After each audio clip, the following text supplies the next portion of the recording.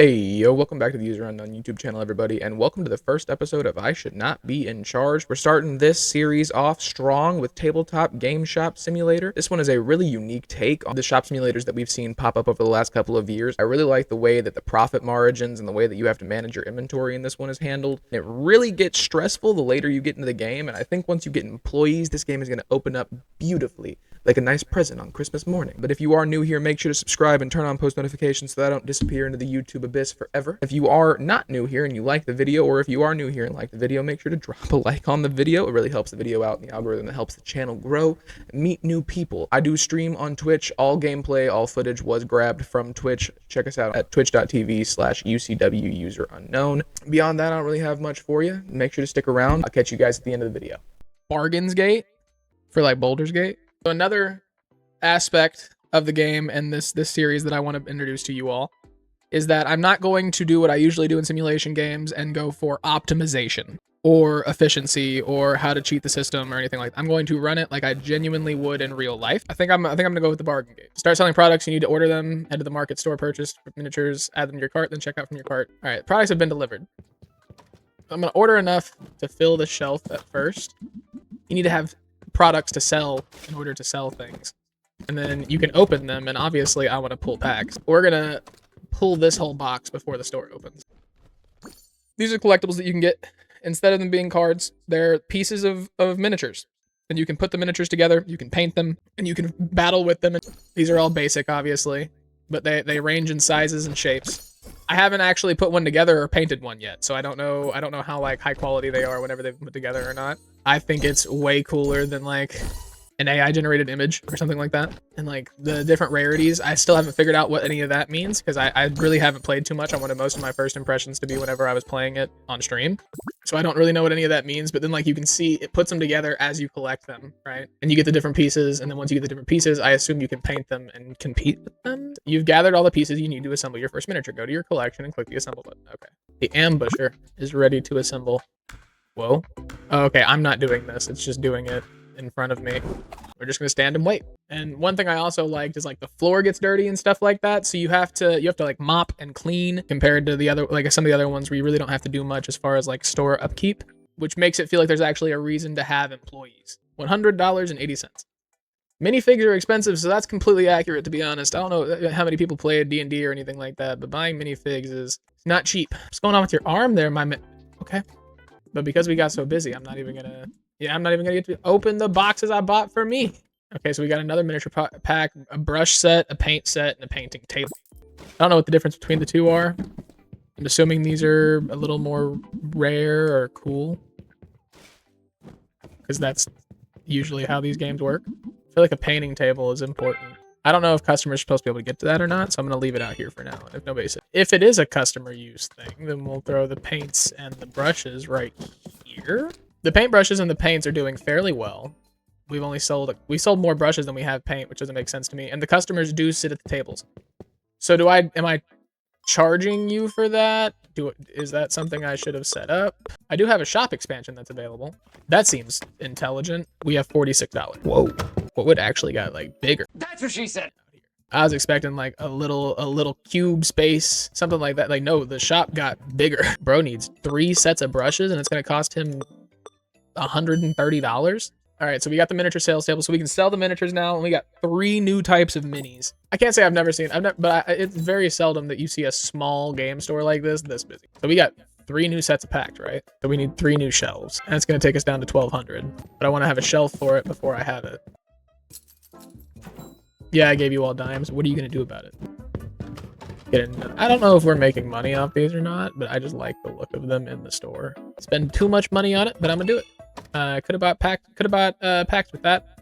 Level 5. Okay, so we've got a gaming table, and we've unlocked a rule book for Forge Wars Battle and a dice set. We are almost out of minis. We are in desperate need of a restock, so we are going to need to make as much money as possible and not spend any of it on anything dumb. I honestly probably shouldn't have spent that money on that box of that box to pull, but I wanted to pull. I needed a dopamine rush. Sue me. All right. I needed a reward. What's supposed to go in that slot at the very end, or is that just because every till in America has an empty hole or has an empty slot? I need at least one of all. I can really only afford 2 of each, so we're gonna go with 2 of each, and we're gonna hope this is enough to continue to make money, because we I don't think I completely messed up by buying the packs just for me to like pull, because now I can paint tonight and I can maybe afford one of those tables where I can sell the minis. That might be because those sell for substantially more than like one of these 6 packs. Those are like $70-$80 to all together, like just for the thing put together. Level 5. We got another book. We got a big shelf, and we got 2 new types of packs.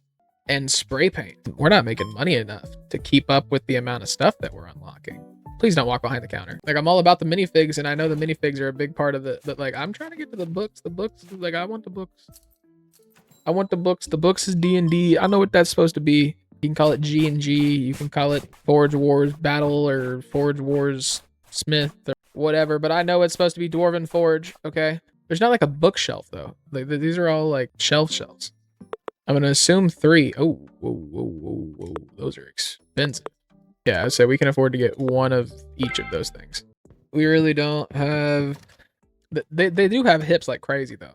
I will... Everybody who has come into the store got crazy hips. Do I have crazy hips? I'm on tonight, you know my hips don't lie, and I'm starting to feel it's right. I need y'all to buy more things, but like less... Buy more of the expensive things. Even though I don't have a lot of the expensive things on the shelf. Because the most expensive thing in the store apparently is that book. Oh, we just got the army books. That's what I'm looking for right there. Okay. So we need to probably expand the shop again because we're already getting a little congested. They just left the empty box on the floor. You heathens. I just couldn't wait to rip into the box. You had to leave it lying there. I think we need to just pick a lane and stay in it for a second. So I'm gonna focus on the books. Scrub it. Gotta get in the nooks and crannies, man. Somebody gotta get in there.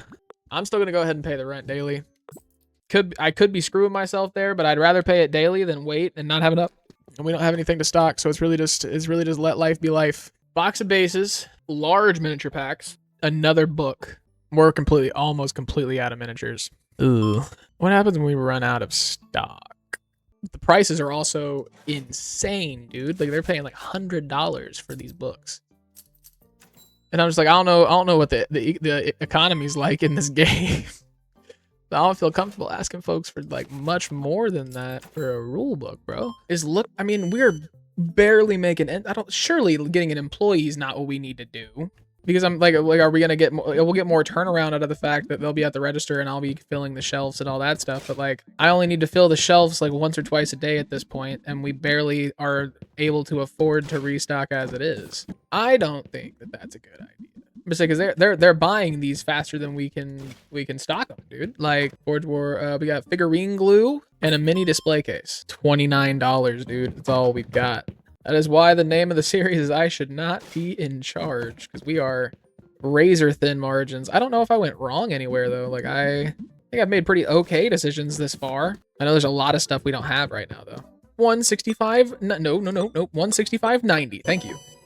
Level 10, cutting pliers, collector editions, a standard painting table, and a big storage shelf. Okay, so just upgrades of stuff that we already have. I'm not really worried about upgrading the painting tables. We'll just add that stuff to the list of stuff that we can't afford yet. I think, honestly, our first move needs to be to buy a miniature sales table so that we can sell the minis that we have. That's $100 per mini. At least 2 of each mini. Oh, wait. Nope.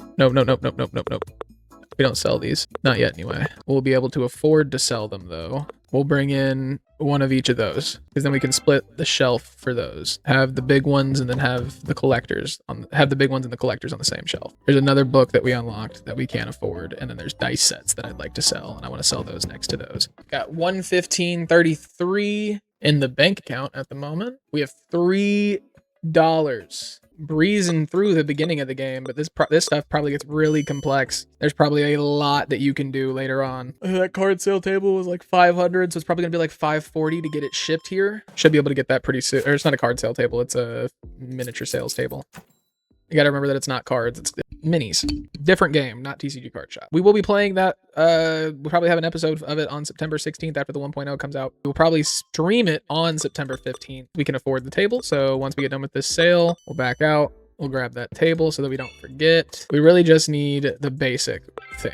I don't want anything super luxurious or fancy right now. We're starting to make money at a little bit of a faster, much more comfortable rate. I think since we sell all the minis that we have unlocked until level 11, we're going to save up to get another box of each, at least. We're running low on books too. Need at least paint. And then we sell these books, so we might as well like bring them in. It's a $5,000 order and it's not even enough to fill up the store. We could cut the figures off. The only reason why I wanted to stay full on the figures as well is because if we stay full on the figures, maybe we can start actually opening them again. But the way it's looking, we might need to just knock off the minifigs and go with the books. But we'll judge that at the end of the day, because we're still making money from people painting. And if we got some games tables, I think we'd make money from people playing games, but I don't know where those tables would go because we really don't have room. We could probably make a place for it. Like we got the painting tables right there. We could probably put them over here. Premium shelves, another poster, a banner, another book. So that could go on the shelf over there. And then the large pack for the tech miniatures. So more need for more shelves. Whatever we do, we're going to decide it at the end of the day. But I have some ideas, I have some plans, and I don't know if any of them are good. They might be catastrophic. They might be bad. They might be really bad.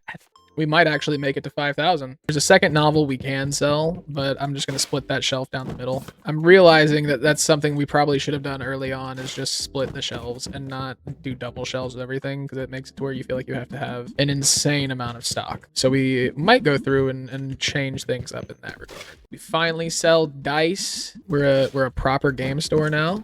I'm very curious on how much it's going to cost for people to play. And then I'm going to buy a poster. Let's pull some packs. All right, we got 3 completed out of that. And we're more full than we have been in a little while, honestly. We made $93. So we're razor thin margins, but we made $93.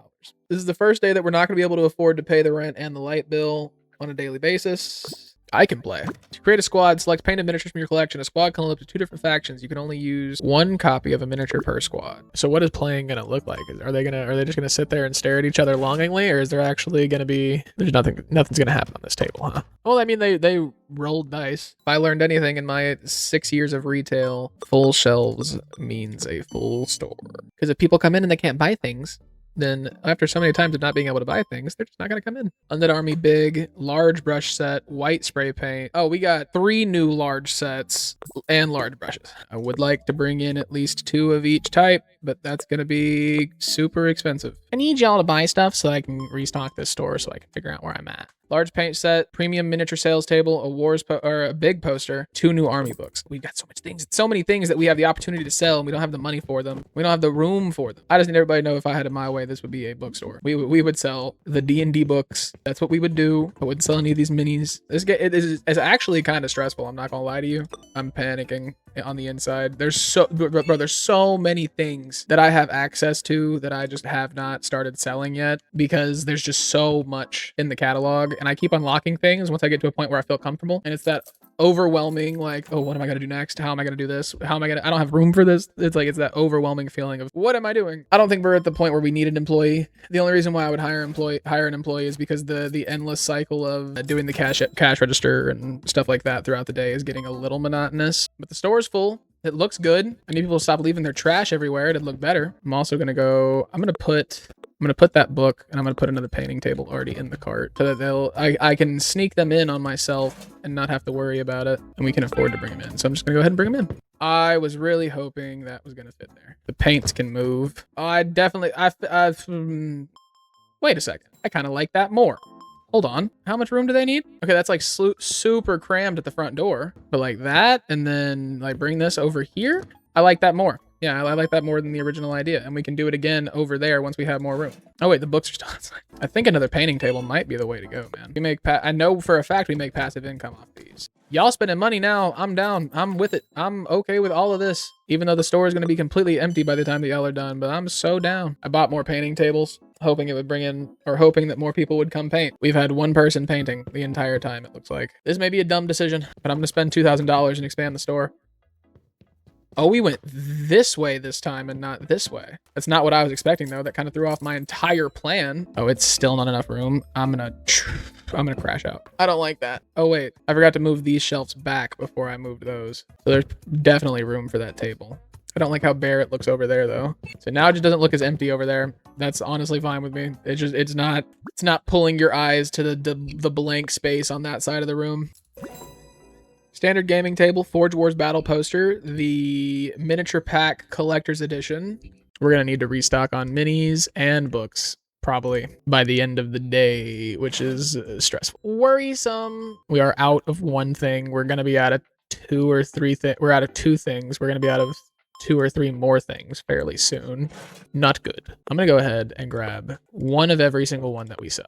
And I mean that for like dead ass every piece of product. This one is intense as hell for profit margins and stocking. It is. It definitely makes you feel the profit margins, keeping the shelves full. It definitely makes you feel that. I think it honestly works out great for the series that I'm trying to make out of it.